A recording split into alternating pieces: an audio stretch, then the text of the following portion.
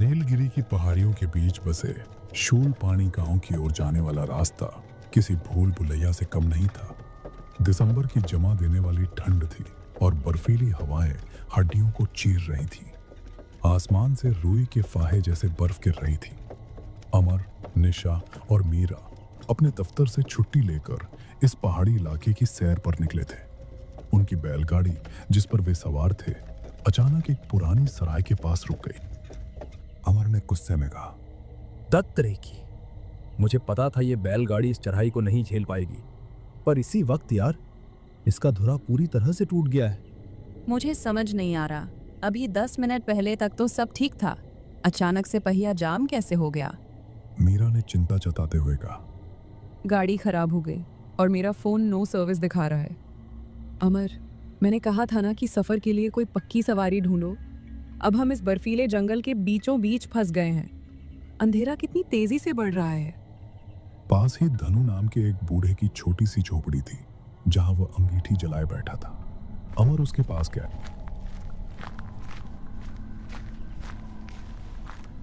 Excuse me बाबा, हमारी बैलगाड़ी यहीं खराब हो गई है। क्या आसपास कोई बढ़ई या मैकेनिक मिलेगा? यहाँ नेटवर्क भी नहीं आ रहा। धनु ने अपनी धुंधली आंखों से उन्हें देखा और बोला, गाड़ी रुक गई बाबूजी, या इस घाटी की रूहों ने उसे थाम लिया। यहाँ की बर्फ लोहे को भी गला देती है। आओ हाथ सेंक लो, इस रास्ते पर रुकने वाले अक्सर राही ही होते हैं। हाँ बाबा, पहिया टूट गया है। क्या यहाँ कोई गांव है जहाँ से मदद मिल सके? हमें जल्दी निकलना है, रात होने वाली है और बर्फ गिर रही है। इस गांव में मदद तो क्या, ढंग का इंसान भी नहीं मिलता।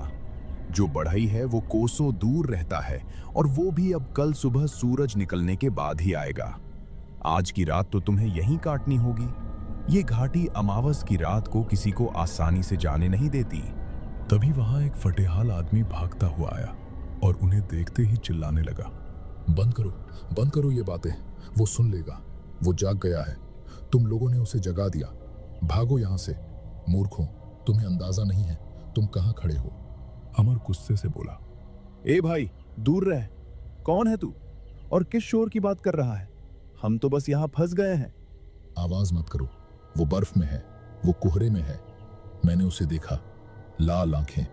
वो मेरी पत्नी को ले गया, अब वो तुम्हें लेने आ रहा है। गाड़ी छोड़ो और भागो। इस लकड़ी की गाड़ी में तुम जिंदा दफन हो जाओगे। धनु ने उस आदमी को डांटा। एक कालू, दूर हट इनसे। अपनी पागलपन की बातें अपने पास रख, जा भाग जा यहाँ से। कालू घबराकर वहां से चला गया। तभी निशा ने पूछा, कौन था वो और वो किस साए की बात कर रहा था? आप लोग यहाँ किस चीज से डरते हैं? अरे नहीं, वो तो बस पागल है, यहाँ अक्सर आता जाता रहता है। आप लोग घबराइए मत, उसकी बातों को दिल पर मत लीजिए। रात के लिए धनु ने उन्हें पास की एक पुरानी सरकारी धर्मशाला का रास्ता दिखाया।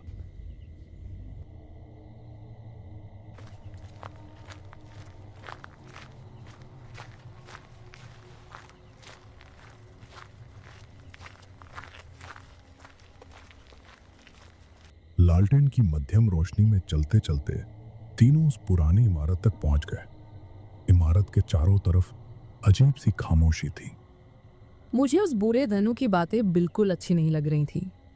उसकी आंखों में एक अजीब सा राज था। दिल बार बार कह रहा है कि हमें यहाँ रुकना नहीं चाहिए। निशा ने उसे तसल्ली दी। मीरा, तुम बहुत ज्यादा हॉरर फिल्में देखती हो। ये सब सिर्फ हमारे दिमाग का खेल है।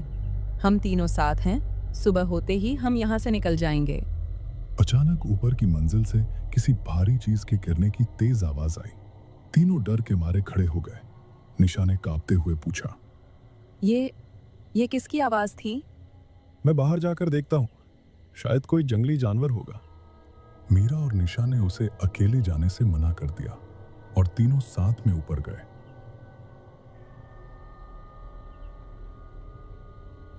पर वहां कोई नहीं था। वापस नीचे आते ही मीरा चीख पड़ी, अमर, क्या तुमने वो देखा? खिड़की के बाहर 2 लाल बिंदु जैसे जलते हुए अंगारे हवा में तैर रहे हों। तभी दरवाजे पर जोर जोर से दस्तक हुई।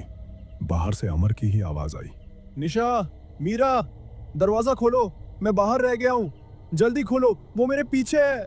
मीरा दरवाजा खोलने ही वाली थी कि निशा ने उसका हाथ पकड़ लिया। रुको, अमर तो हमारे साथ अंदर खड़ा है, तो बाहर कौन है? वो तुम्हारी आवाज निकाल रहा है। ये पिशाच है, ये छलावा है।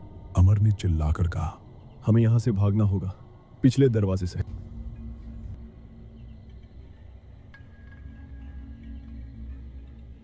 तीनों धर्मशाला के पीछे वाले रास्ते से जंगल की ओर जान बचाकर भागने लगे। बर्फीली हवाओं के बीच उन्हें अपनी ओर बढ़ते हुए एक भयानक साए का एहसास हुआ। भागते भागते वे एक छोटी गुफा में छुप गए। अमर ने कांपते हाथों से अपना फोन निकाला। अरे, यहाँ एक डंडा सिग्नल आ रहा है। मैं हमारे कुल पुरोहित गुरुजी को फोन लगाता हूँ। गुरुजी ने फोन उठाया। अमर ने सारी परेशानी गुरुजी को बता दी। बेटा घबराना मत।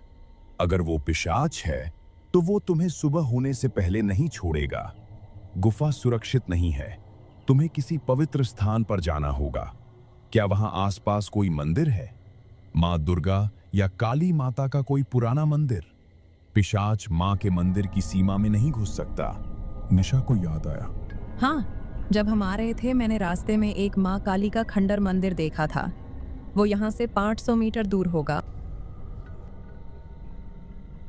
जैसे ही वे गुफा से निकलकर भागे, अचानक जमीन फटी और निशा का पैर उसमें धंस गया। एक अदृश्य शक्ति ने उसे जमीन के अंदर खींचना शुरू कर दिया। निशा की चीखें जंगल में गूंज उठी और पलक झपकते ही वो जमीन के अंदर समा गई।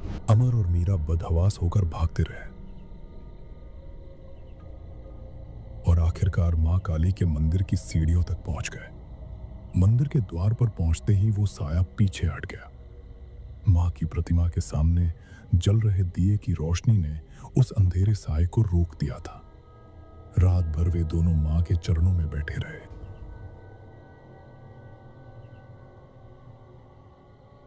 सुबह होते ही वे वापस उस जगह पहुंचे जहां बैलगाड़ी खराब हुई थी। वहां बैलगाड़ी तो ठीक थी, लेकिन धनु की झोपड़ी का नामो निशान नहीं था। वहां गांव का सरपंच बैठा था। अमर ने पूछा, काका, यहाँ जो बूढ़ा था धनु, वो कहाँ है? सरपंच ने उन्हें गौर से देखा और बोला, बेटा, यहाँ कोई धनु नहीं रहता। धनु तो 10 साल पहले इसी जंगल में भेड़ियों का शिकार हो गया था। और ये जो धर्मशाला तुम बता रहे हो, वो तो बरसों पहले जलकर राख हो गई थी। तुम लोग शुक्र मनाओ कि सुबह तक जिंदा बच गए। इस घाटी पर माँ काली का पहरा है, शायद इसीलिए तुम बच गए। अमर और मीरा बिना एक पल गवाए बैलगाड़ी लेकर वहां से निकल गए। लेकिन शूल पानी की उस घाटी में आज भी रात होते ही बर्फ के बीच उन लाल आंखों का इंतजार शुरू हो जाता है।